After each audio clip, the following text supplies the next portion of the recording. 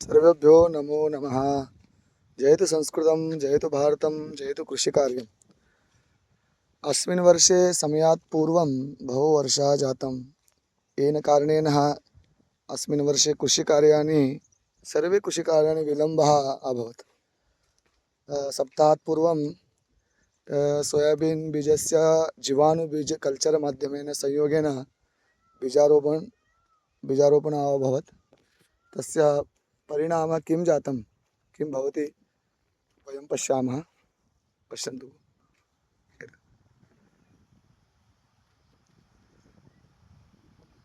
अंकुरणं सुंदरम अंकुरितवान्।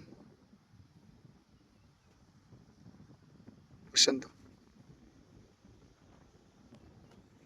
सगळ्यांनी बघितलं असेल की एक आठवड्यापूर्वी आम्ही जे सोयाबीन जीवाणू बीज कल्चर लावून जे टोकनलं होतं ते इतकं सुंदर उगवलेलं आहे। खूप सुंदर उगवलेलं आहे।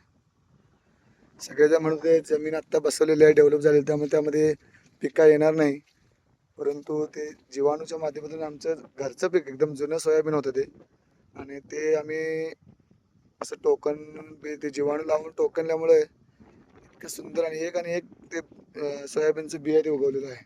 कुठेच मर नाही, इतकी सुंदर उगवणी झालेली आहे। आणि सगळ्यांनी याचा अवलंब करावा आणि त्या पिकामधलं तेज आहे ते तेज सुद्धा अगदी सुंदर आहे।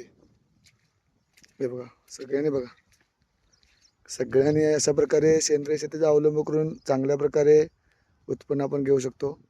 आणि अवश्य पुढच्या वर्षी तुम्ही जीवाणू कल्चर जे आहे बीज कल्चर ते अवश्य वापरावं आणि चांगल्या प्रकारे रिझल्ट प्राप्त करावा।